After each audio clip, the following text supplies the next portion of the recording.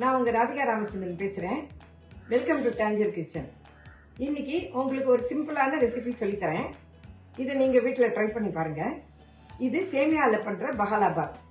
தயிர் சாதத்தில் எப்படி பண்ணுறோமோ அதே மாதிரி சேமியா யூஸ் பண்ணி பண்ணுற சாதம் மாதிரி, தயிர் சாதம் மாதிரி இது பஹாலாபாத், சேமியா பஹாலாபாத். இப்போ இது செய்யறதுக்கு தேவையான சாமான்கள் என்னங்கிறது சொல்கிறேன். இது கிட்டத்தட்ட ஒரு 180 200 கிராம் சேமியா எடுத்திருக்கேன். ரொம்ப ரோஸ்டடாக இல்லை, பாருங்க வெள்ளையா இருக்கு. ரொம்ப ரோஸ்டடா கடையில் இருக்கிறது வாங்கினீங்கன்னா அதுவே அந்த பஹாலாபாத்தே கொஞ்சம் சேப்பு நிறமா இருக்கும். கொஞ்சம் வெள்ளையா பார்த்து வாங்கினீங்கன்னா பஹாலாபாத் வெள்ளை கலரா இருக்கும். அதுக்கு தாளிக்கிறதுக்கு என்ன சாமான் வேணும்னு சொல்றேன். கடுகு 1 டீஸ்பூன், உளுத்தம்பருப்பு ஒரு 1.5 டீஸ்பூன், மிளகா வத்தல் ஒரு 3, பெருங்காயம் 1 டீஸ்பூன், பொடியா வெட்டின இஞ்சி 1 இன்ச்சு, பச்சை வேர்க்கடலை ஒரு 2 டீஸ்பூன், கருவேப்பிலை 2 ஆர்க்கு. இதில் பச்சையா போட வேண்டிய சாமான்கள்: துருவிய கேரட்டு 1, மாதுளம்பழ சீடு, ஃபைனா கட் பண்ண கொத்தமல்லி தழை, விதையை எடுத்துட்டு கட் பண்ணியிருக்கேன், பச்சை மிளகாய் 2. இதை தவிர நமக்கு தாளிக்கிறதுக்கு எண்ணெய், அப்புறம் இதை கலக்கிறதுக்கு பால் 1 டம்ளர், தயிர் ஒரு 2 டம்ளரோ 2-3 கிளாஸோ எடுத்துக்கலாம். இதை எப்படி செய்யணுங்கிறது செஞ்சு காட்டுறேன் வாங்க. இரும்புச்சட்டி சூடானோடனே கொஞ்சம் ரிஃபைண்ட் ஆயிலோ இல்லை கடலெண்ணெயோ ஒரு 2 டீஸ்பூனும் ஒரு 1.5 டீஸ்பூன் ஊற்றிருக்கேன். இது சூடாகட்டும்.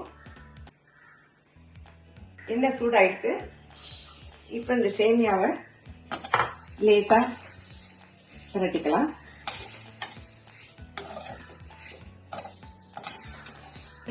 ஒரு பாத்திரம் எடுத்த இந்த சேமியா ஒரு 1.5 2 ஊற்றிக்கலாம். இல்லை தண்ணி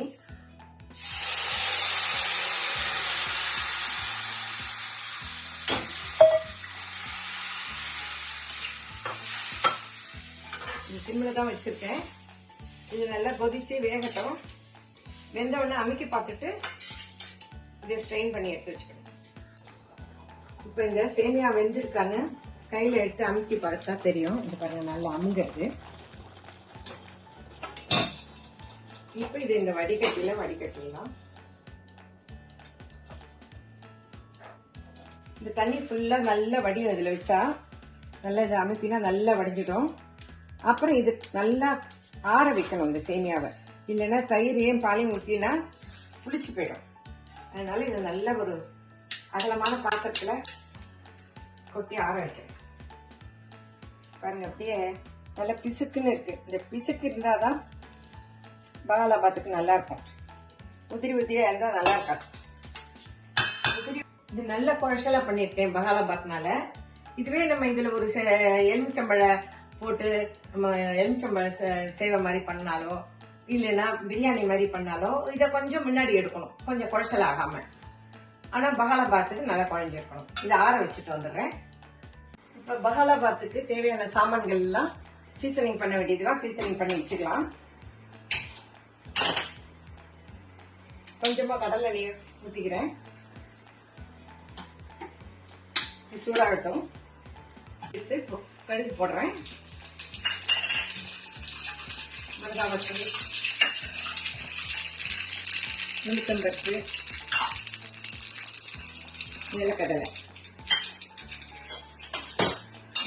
இந்த கடலை நல்லா வறுக்கணும். அது 2ஆ பழந்துனாலே நமக்கு தெரியும். பழந்துட்டாலே அது உள்ளுக்குள்ள வறுப்பட்டுருக்குன்னு அர்த்தம். அது சிம்ல வச்சு வறுத்துக்கலாம்.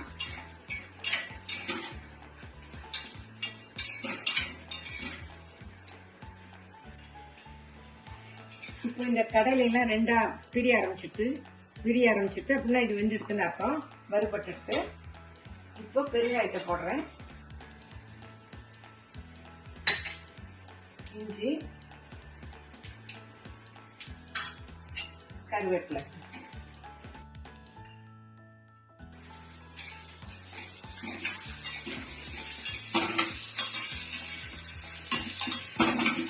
இப்போ இதை இந்த பவுல்ல போட்டுக்கிறேன். இதுலேயே இந்த துருவிய கேரட் இருக்க பச்சையா அப்படின்னு போட்டுடலாம்.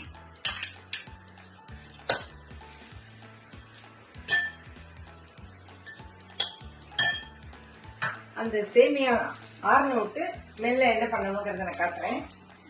உங்களுக்கு சின்ன குழந்தைங்க வீட்டில் இருந்தால் பச்சை மிளகாய் போட வேண்டாம், இஞ்சி 1-2 போடுங்க, இல்லைன்னா வேண்டாம். பெரியவங்க இருந்தால் மட்டும் பச்சை மிளகாய் இஞ்சி போடலாம். சின்ன குழந்தைங்களுக்கு அதை அவாய்ட் பண்ணிடுங்க. இப்போ இந்த சேமியா நல்லா ஆறிடுத்து. இப்போ இதுக்கு தேவையான உப்பு கொஞ்சம் போட்டிருக்கேன். இப்போ சேமியாவுக்கு தேவையானதை போட்டுடலாம்.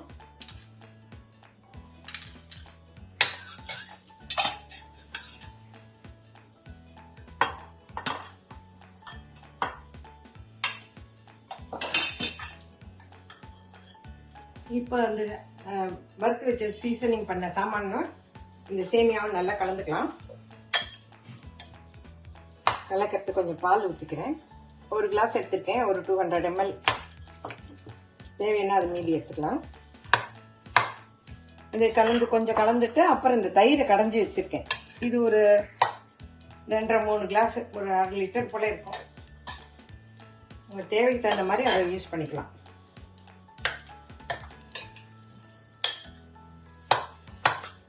இதில் இந்த வெட்டி வச்ச பச்சை மிளகாய் கொஞ்சம் தூவிக்கலாம்.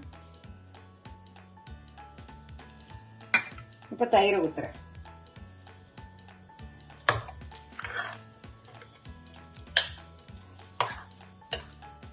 இந்த மீதி இருக்கிற பாலையும் இதில் ஊற்றிடுறேன். ஏன்னா கொஞ்சம் நாளை ஆனவுடனே இது நல்லா இழுத்துன்றோம், எல்லாத்தையும் கெட்டியாயிடும். அதனால பாலையும் ஊற்றி கொஞ்சம் தயிரையும் ஊற்றிடுறேன்.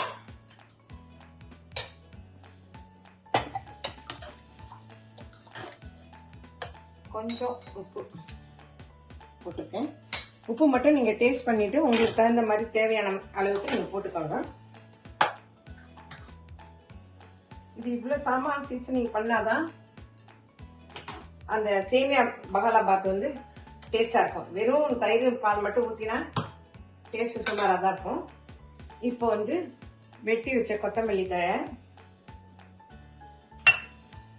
இந்த மாதுளம்பழம், திராட்சை பழம், பச்சை திராட்சை பழம், சீட்லெஸ்ஸு, சேப்பு திராட்சை பழம் சீட்லெஸ் இருந்ததுன்னா அது கூட போடலாம், டேஸ்டாக இருக்கும். சீடு உள்ளது போட்டால் வாயில் நறுக்கு அம்பிடும். இப்போ அந்த சீசன் இல்லாதனால நான் மாதுளம்பழம் போட்டிருக்கேன்.